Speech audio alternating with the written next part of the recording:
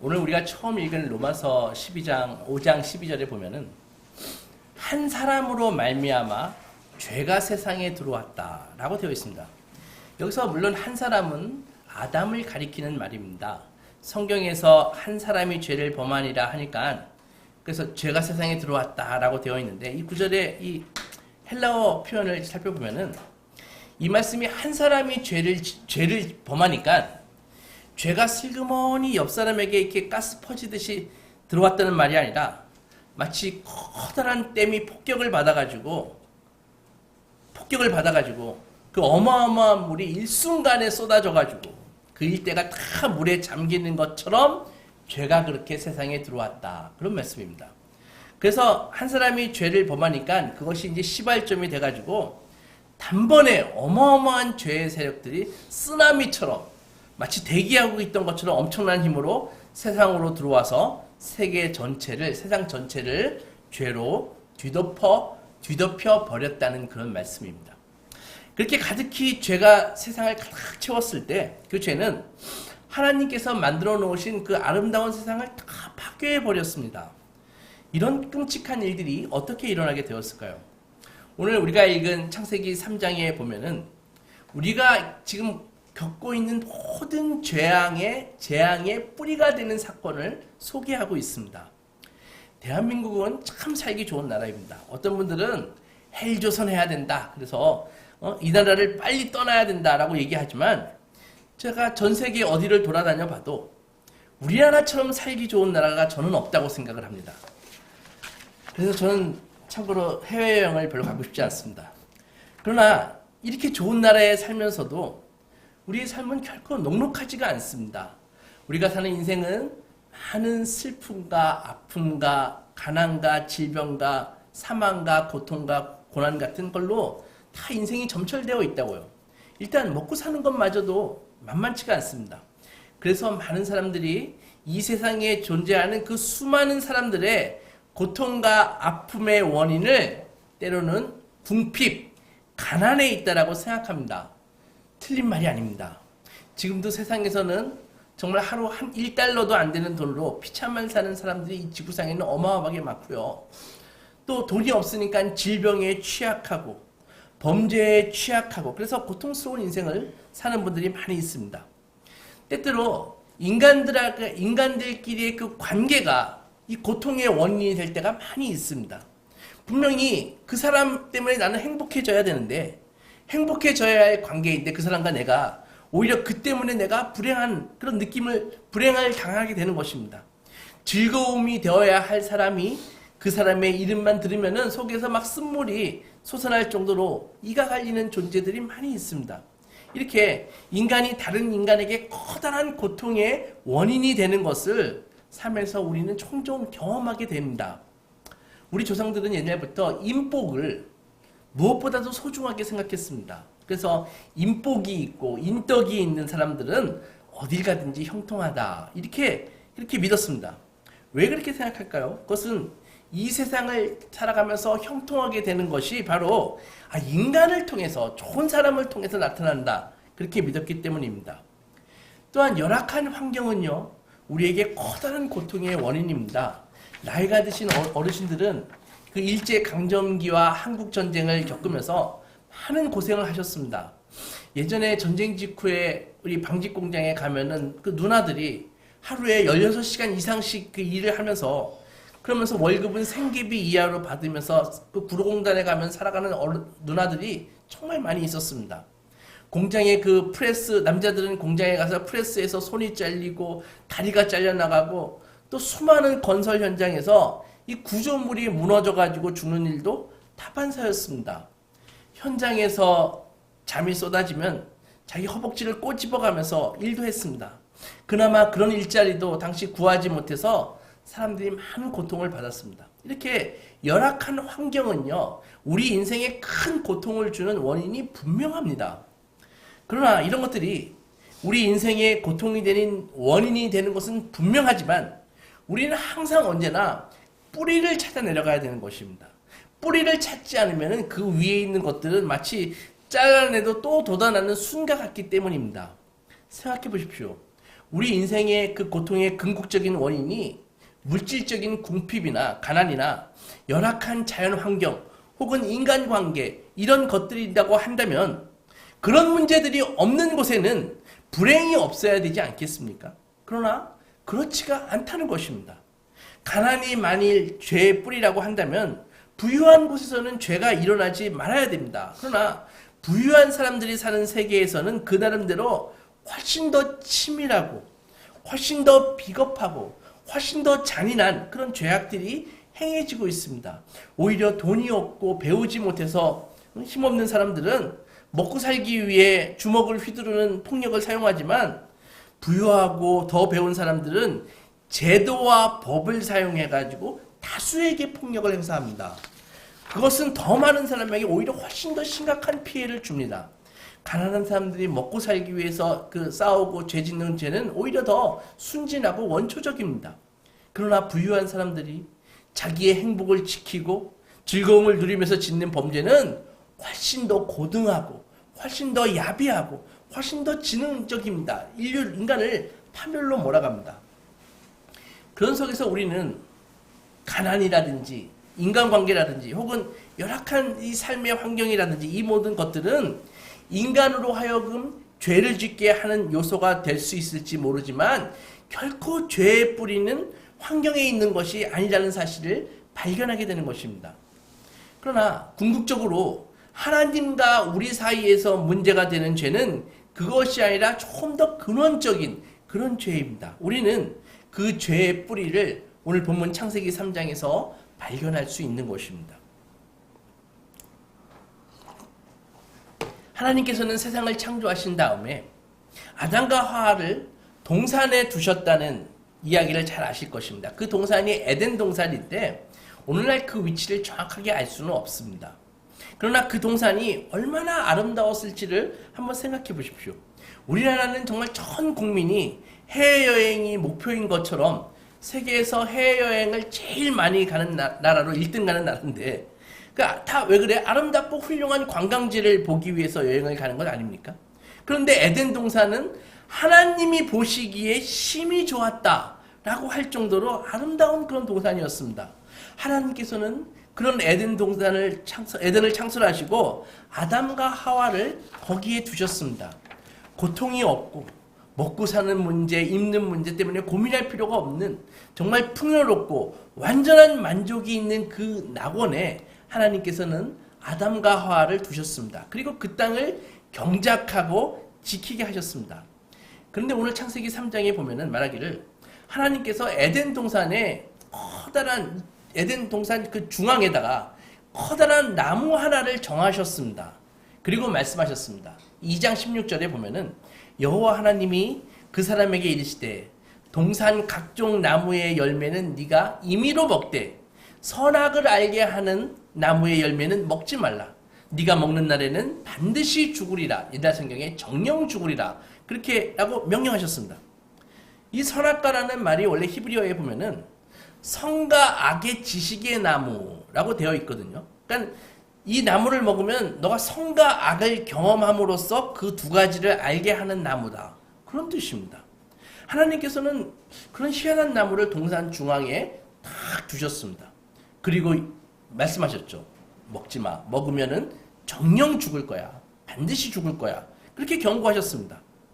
아담과 하와는 이 반드시 죽으리라라고 하는 이 말을 이해하기가 어려웠을 것입니다. 왜? 죽음을 본 적도 없거든요. 죽음을 경험한 적도 없거든요.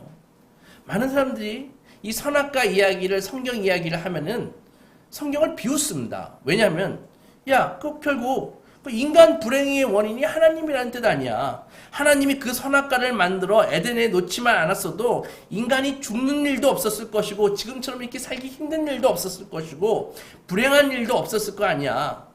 또한 하나님이 선악과를 에덴에 두지 않으셨다면 인간이 하나님의 계명을 범할 일도 생기지 않았을 것이고 죄도 짓지 않았을 것이고 죄의 세력이 이렇게 쓰나미처럼 세상에 밀려 들어왔을 리도 없다는 그런 주장을 하고 있는 것이죠. 그렇게 되면 우리는 지금도 여전히 계속해서 그 에덴 동산에서 하나님과 함께 행복한 삶을 살지 않았겠는가 라는 것이 사람들의 생각이고 많은 사람들이 그런 생각을 하고 있습니다. 그러나 여러분, 우리는 여기서 한 가지를 기억해야 됩니다. 하나님께서 이 세상에서 하실 수 없는 일은 하나도 없습니다. 그러나 때때로 하나님은 당신이 하지 않기로 하신 일을 정해 놓으셨습니다. 그리고 하나님은 그것을 하지 않으십니다. 그 이유가 무엇입니다? 하나님께서 그렇게 하는 것을 기뻐하시기 때문입니다. 우리는 하나님께서 왜 그것을 통해서 영광을 받으시는지는 알 수 없지만 하나님께서 당신의 뜻 가운데 그렇게 놔두시는 것입니다. 피조물로서는 우리 같은 피조물로서는 이해할 수도 없고 의의를 제기할 수도 없는 창조주의 뜻이죠. 그런 것이 어떤 것에 해당할까요? 예를 들면 이런 것입니다. 하나님께서는 왜 이 세상에 죄를, 이 악을 그냥 놔두시나? 그 나쁜 놈들을 왜 그냥 지금 놔두시냐?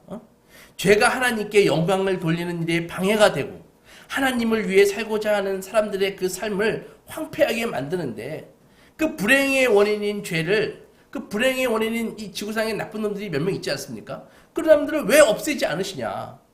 이런 의문이 들 수 있는 것입니다. 또 한 가지, 예를 들어 이런 것이죠. 또 꼭 누가 가가지고 복음을 전해야지만 그 사람이 예수를 믿을까? 그냥 교회 십자가만 보면 자동적으로 몰려오면은 안 되냐? 얼마나 편해. 그러니까 어때요? 사람이 가가지고 전하지 않으면은 그 사람이 저절로 예수 믿고 구원받는 법이 없습니다. 이것은 하나님이 그렇게 못하시기 때문이 아니라 그렇게 정해놓으신 것입니다.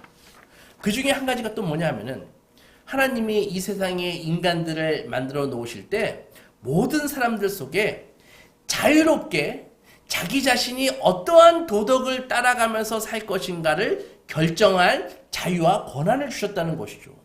이것을 우리가 자유의지라고 하는데 만약 사람이 자유의지가 없다면은 사실은 하나님도 사람을 심판하실 권리가 없습니다.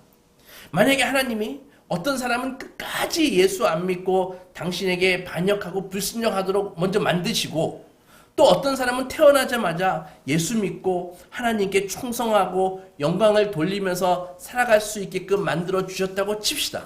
그러면 그렇게 만드신 다음에 충성된 사람에게 상을 주시고 불순종 가운데 산 사람들에게 벌을 주신다면 그것은 그냥 하나님 스스로 상 주고 벌 주고 하는 거랑 똑같은 것이죠.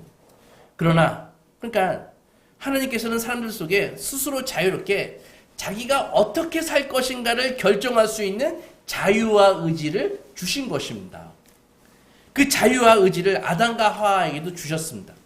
그래서 이렇게 되면 두 가지 가능성이 있는 것이죠. 하나는 하나님을 잘 믿고 섬기면서 인생을 행복하게 살아갈 수 있는 그럴 가능성과 또 다른 한편으로는 하나님께 불순종하고 반항하며 살아갈 수 있는 가능성을 인간에게 그 두 개의 가능성을 다 허락하신 것입니다. 그래서 인간이 프로그램된 로봇가 아니라는 것이죠. 믿음과 순종의 길과 불신앙과 반항의 길, 이 두 개 중 어느 쪽으로 갈 것인가 하는 것이 바로 인간의 자기 자신의 마음에 달려있는 것입니다. 성경은 이 마음이 바로 우리의 모든 인격이 거쳐가는 공간이라고 가르칩니다. 그래서 마음이 어떤 마음이냐에 따라서 우리의 의지에 결정적인 영향을 미칩니다. 하나님께 순종하며 살고자 하는 마음을 가질 때에는 하나님께 순종하면서 살고 우리의 의지가 하나님의 뜻을 깨닫고 그 말씀대로 살아가는 그 일을 위해서 우리의 모든 의지가 막 발동됩니다. 그러나 우리의 마음이 하나님을 떠나서 죄 가운데 살아가고 싶다라는 쪽으로 돌아가게 되면 우리의 의지는 하나님의 의와 거룩을 추구하며 살아가는데 적합하지 않는 그러한 모습들로 다 변해가는 것입니다. 하나님께서는 자유의지를 아담과 하와에게 주신 것입니다. 그리고 동산 중앙에 선악을 알게 하는 그런 나무를 두셨습니다. 그 나무를 보니까 이 과실이 실과가 주렁주렁 매달려 있는 거예요. 우리는 선악과가 어떤 나무인지 알 수 없지만 그것은 그냥 일반적인 그런 과일 나무일 뿐입니다. 무슨 그 나무 자체에 신비한 마법을 갖고 있는 것이 아닙니다. 다만 하나님께서 그 나무에다가 계명을 부여하셨습니다. 계명이 뭐예요? 따먹지 마. 그것을 따먹는 날에는 반드시 죽는다. 이렇게 계명을 부여하셨습니다. 하나님께서 왜 그런 올무와 같은 그런 나무를 에덴 동산 한가운데에 두셨을까요? 그것은 선악과를 따먹고 죄에 빠지라고 놓으신 것이 아니라 날마다 그 선악과를 보면서 하나님 앞에서 인간은 무엇인가 라는 것을 생각나게 하시기 위해서였습니다. 그런 면에서 선악과는 하나님의 은혜입니다. 잘 들어보십시오. 인간은 처음에 창조되었을 때 죄가 없으니까는 완전한 인간이었습니다. 그러나 인간은 완전할지 모르지만은 퍼펙트 할지 모르지만은 안정한 스테이블한 인간은 아니었습니다. 다시 말해 인간이 처음 범죄하기 이전의 상태였으니까 죄를 몰랐기 때문에 인간성에 있어서는 예수님의 인성과 같았습니다. 그러나 예수 그리스도는 인간인 동시에 하나님이십니다. 인간이 가지고 있는 인성이 가지고 있는 연약함이 있다고 할지라도 신의 성품을 가진 예수님을 그 어떤 세력도 그분을 타락하게 하거나 죄 가운데 빠지게 할 수는 없었습니다. 그것은 처음부터 불가능했습니다. 그러나 아담은 완전하고 깨끗한 인간이었지만 안전한 인간은 아니었다는 것이죠. 즉 언제든지 타락할 가능성을 가지고 있는 그런 존재였습니다. 하나님께서 에덴을 창설하시고 그 모든 것을 아담에게 다 맡기셨죠. 위탁하셨죠. 아담이 에덴 어디에 가든지 무엇을 하든지 무엇을 보든지 다 위탁된 것이었고 모든 것이 아담에게 순종했습니다. 아담은 그러므로 이 피조 세계의 왕이었습니다. 실제로 하나님이 창세기 1장에서 인간을 만드신 후 28절 보면은 아담 보고 뭐라 그랬어요? 생육하고 번성해라. 땅에 충만하라. 땅을 정복해라. 바다의 물고기와 하늘의 새와 땅에 움직이는 모든 생물을 네가 다스려라. 라고 하실 때 왕이 나라를 다스리라라는 똑같은 단어를 쓰셨습니다. 이 모든 피조세계는 인간을 위해서 창조하신 것입니다. 그렇게 모든 환경을 다 조성하신 후 제일 마지막에 인간을 아담을 탁 창조하시고 네가 왕해라. 네가 다스려라. 이렇게 말씀하신 거라고요. 그러니까 인간은 오늘날 많은 나라와 권력, 힘 있는 사람들이 남용하듯이 인간이 그렇게 하찮게 취급하면서 살아서는 안 되는 존재입니다. 인간은 하나님 앞에 너무나 소중한 존재이기 때문입니다. 하나님께서 인간을 너무나 소중하게 여기시기 때문에 인간을 하찮게 여기며 살아가는 이 세상을 향해서 하나님이 분노하시는 것입니다. 그러니까 하나님의 은혜가 풍성하고 복음이 충만하고 주님을 아는 지식이 가득한 곳마다 인간이 얼마나 소중한 존재인가라는 것을 깨닫고 인정합니다. 그러나 하나님을 믿지 않고 하나님을 떠나고 신앙이 없는 그곳에는 인간의 그 광포와 포악에 그대로 노출돼가지고 인간을 아무것도 아닌 존재로 취급하고 자기의 행복을 위해서는 얼마든지 짓밟을 수 있는 자기의 행복을 위해서는 언제든지 꺾어버려도 되는 그렇게 상관없는 죽여도 좋은 그런 존재로 취급하고 있는 것입니다. 세계 시대를 한번 쫙 살펴보고 보십시오. 복음이 없는 곳, 복음이 없는 곳, 복음이 약화되는 곳, 그곳에 인권이 사정없이 짓밟히고 있음을 쉽게 알 수 있습니다. 대표적인 게 공산주의 나라들 아닙니까? 권위주의 나라들 아니에요. 인권이 사정없이 짓밟히는 곳, 이슬람, 이런 게 다 그런 것이라는 것이죠. 하나님께서 인간을 통해서 이 세상을 다스려 나가기를 원하셨습니다. 그래서 에덴을 창설하시고 인간을 그곳에, 아담을 그곳에 두셨습니다. 그런데요, 이제 아담이 에덴을 이렇게 다 돌아다녀도 자신과 하나님과의 차이점을 알 수가 없었습니다. 왜? 자기가 왕이니까. 모두가 자기에게 복종하니까. 명실공히 왕이니까. 심지어 자기보다 덩치가 훨씬 큰 그 공룡들도 부르니까 고분고분 와가지고 자기에게 와서 이름을 받아갈 정도로 그렇게 고분고분할 정도니까, 그러니까 에덴을 다니면은 자기가 하나님과 구별되는 게 아무것도 없습니다. 그런데 동산 중앙에 탁 가기만 하면 아담과 하와는 생각에 잠기게 되는 것입니다. 선악을 알게 하는 나무가 거기서 딱 버티고 있잖아요. 성경 표현대로 그 나무를 이렇게 보면은 보암직도 하고 먹음직도 하고 지혜를 얻을 것 같은 탐스러운 열매가 가득 찼었습니다. 그러면서 깨닫습니다. 온 에덴을 돌아다니면서 먹고 싶은 건 마음대로 먹고 하고 싶은 건 마음대로 하고 모든 짐승들도 다 복종하는데 저 선악을 알게 하는 나무는 우리가 어떻게 할 수 없다라는 것이죠. 그런데 하나님은 그것을 하실 수 있잖아요. 그것을 느끼면서 하나님과 자신이 얼마나 다른 존재인가를 그 나무를 보면서 확인하는 것입니다. 그것이 신앙입니다. 신앙인 출발이 뭐냐 하면은 하나님이 살아계시고 하나님이 나와는 다른 존재이시다. 그것을 인정하는 것, 그것이 바로 신앙의 출발인 것입니다. 그러므로 신앙의 출발은 사랑이 아닙니다. 사랑의 하나님 맞지만 신앙의 출발은 사랑이 아닙니다. 하나님에 대한 두려움입니다.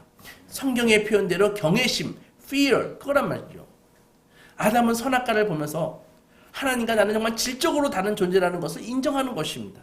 아담이 에덴에서 마음껏 행동하지만 그 선악과 나무를 보면서 그 동산의 이 동산의 주인은 내가 왕처럼 돌아다니지만 내가 아니구나. 이 동산의 주인은 하나님이시고 나마저도 하나님의 피조물이구나라는 것을 확인하는 것입니다.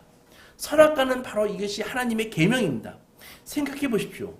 선악과를 따먹으면 하나님에게 무슨 손해가 납니까? 그런 건 없습니다.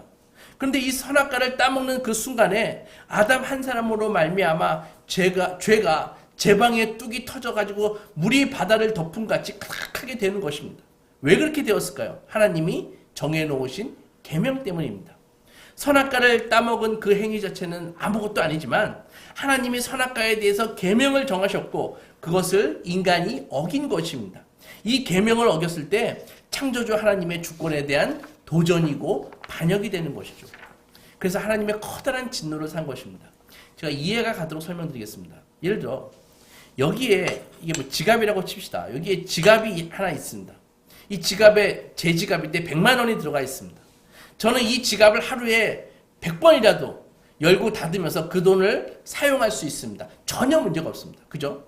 그런데 똑같은 지갑이 있는데 이번에는 내가 아닌 우리 집사님의 지갑이에요. 그러면 그 지갑에도 똑같이 100만 원이 들어있어요. 똑같은 지갑이에요. 이번에는 내가 그 지갑을 열어 돈을 사용하면 어떻게 돼요? 하나님과의 관계에 심각한 막힘이 옵니다. 왜 그래요? 지갑이 똑같은 지갑인데 지갑에 무슨 힘이 있나요? 아니죠. 도둑질하지 말라라는 계명이 거기에 있기 때문입니다. 곧 하나님이 하지 말라는 그 계명이 있기 때문에 문제가 되는 것입니다. 부부가 수없이 잠자리를 같이 해도 문제가 되지 않지만 다른 남자, 다른 여자와 잠자리를 갖게 되면 어떻게 돼요? 커다란 고통과 문제를 불러일으킵니다. 왜 그래요? 이유는 간단합니다. 하나님이 하지 말라라는 것을 했기 때문입니다. 하나님이 결혼에 계명과 의미를 부여하신 것입니다. 그렇게 하나님이 계명을 부여하고 금지하신 것을 아담이 실행에 옮겨서 선악과를 따먹을 때 그것은 하나님에 대한 도전이고 반역이 된다는 것이죠. 그러니까 하나님이 금하신 실과를 따먹기 이전에 벌써 아담 안에 무엇이 있냐 하면은 하나님께 순종하지 않고 불순종하고 반항하려는 마음이 먼저 있었다는 것이죠. 그리고 그 마음은 바로 무슨 마음이에요? 하나님과 같이 되려는 마음. 하나님이 만드신 계명을 무시함으로써 하나님보다 더 위에 있으려고 하는 마음. 이것이 죄를 짓게 하는 궁극적인 마음이었다는 것입니다. 왜 아담과 하와는 에덴에 널려있는 그 수많은 실과가 눈에 들어오지 않고 하필이면 하나님이 먹지 말라고 하는 그 한 개의 나무, 그 선악과가 눈에 들어왔을까요? 본문 5절에 그 이유를 말씀하고 있습니다. 하나님과 같이 되어 바로 거기에 키가 있다는 것이죠. 아담이 품었던 하나님과 같이 되려는 마음, 하나님보다 더 위에 있으려는 마음, 그것이 바로 그 옛날 사단이 하나님께 반역할 때의 마음입니다. 눈에 안 보이는 하나님과 어떻게 싸웁니까? 바로 하나님이 만드신 계명을 어김으로써 하나님과 맞먹는 것이죠. 처음에는 완전한 인간이었지만 한번 마음에 끌려 타락하고 나니까 뚝 터진 물처럼 죄가 온 세상에 가득하게 되었습니다. 창세기 3장에서 범죄로 인해 저주를 받은 이후부터 창세기 4장서부터는 어떤 일이 벌쳐집니까? 바로 살인이 일어나죠. 가인과 아벨. 거기서부터 이제는 쭉 이어져가지고 그 이후 펼쳐지는 모든 인간의 불행은 결국 죄로 말미암는 인간의 불행의 역사를 기록하고 있습니다. 그래서 어디까지 이어져요? 성경의 맨 끝 요한계시록 21장 22장까지 와서 새하늘과 새 땅이 펼쳐질 때 그때가 바로 죄의 문제가 완전히 종식되고 해결되는 그때입니다. 하나님은 사랑이시기에 우리에게 놀라운 사랑을 보여주시는 분이시지만 일단 당신의 그 신적인 주권이 침해받고 있고 인간이 당신의 계명을 어기고 있다고 생각될 때에는 가차없이 심판하십니다. 아담이 선악과를 따먹은 그날 하나님께서 아담을 부르십니다. 아담아, 네가 어디에 있느냐?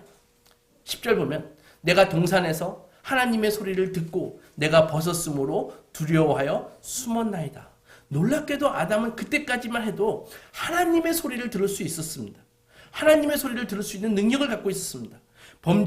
그러나 범죄하기 이전에 하나님의 음성은 언제나 들을 수 있는 음성이었고 자비와 사랑의 음성이었는데 이제는 범죄하고 나니까 똑같은 음성에 대한 두려움이 생겼습니다.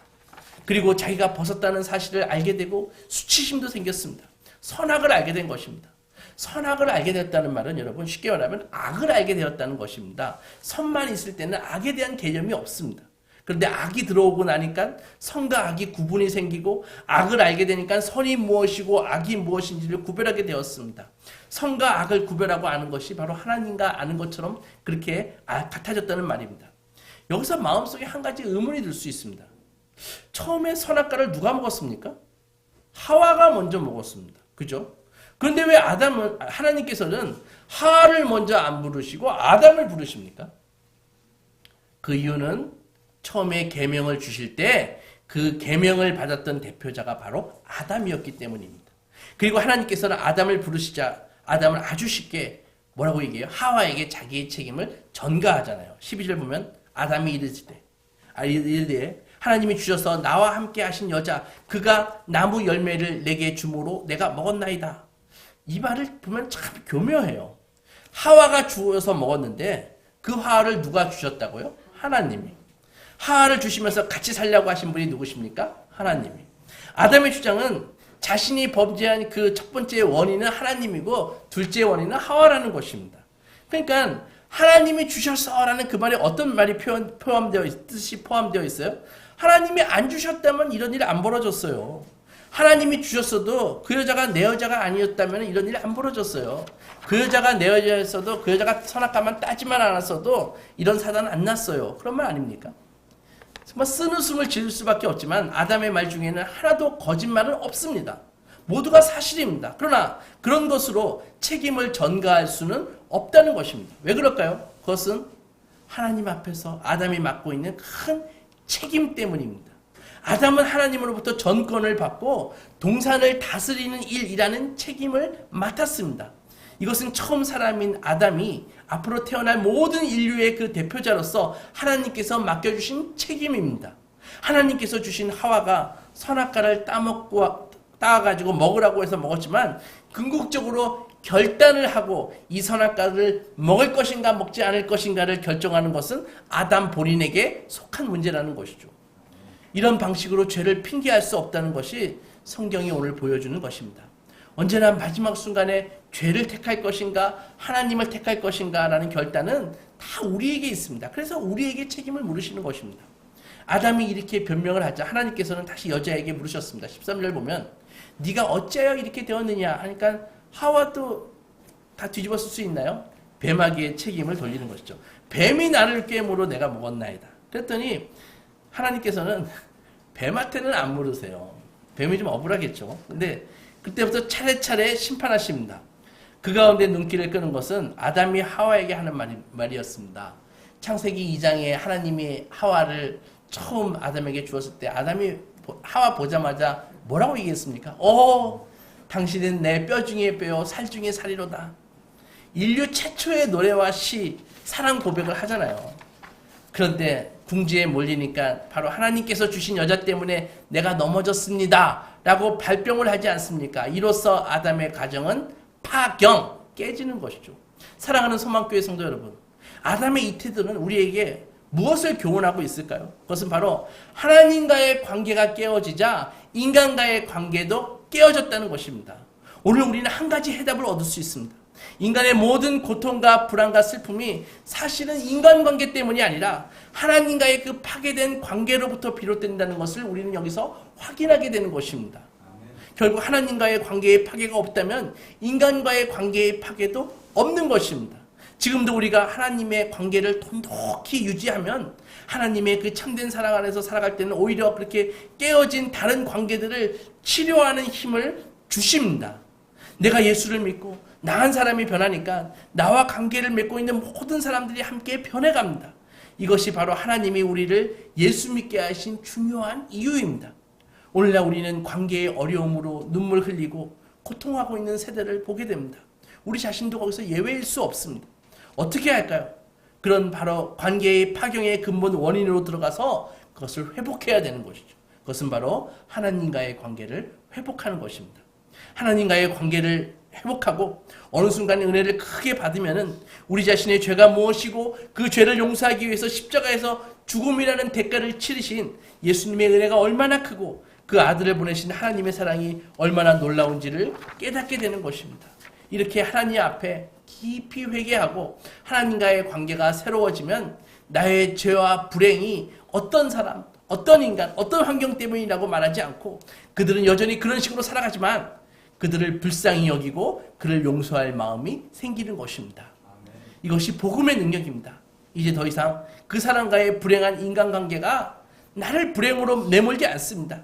결국 하나님과의 관계를 회복하면서 살아가는 것은 사실은 나를 위한, 자신을 위한 길이라는 것을 깨닫게 되는 것입니다. 땅의 매듭은 하늘에서 풀려야 풀리는 것입니다. 땅의 매듭으로 힘드신가요? 하늘에서 그 매듭을 푸십시오. 아무쪼록 우리 소망가족 모두 하나님을 나의 하나님, 나의 주님으로 온 마음으로 섬기셔서 땅의 문제를 하늘의 관계로 풀어 형통의 길을 가시기 주님의 이름으로 축원합니다. 아멘.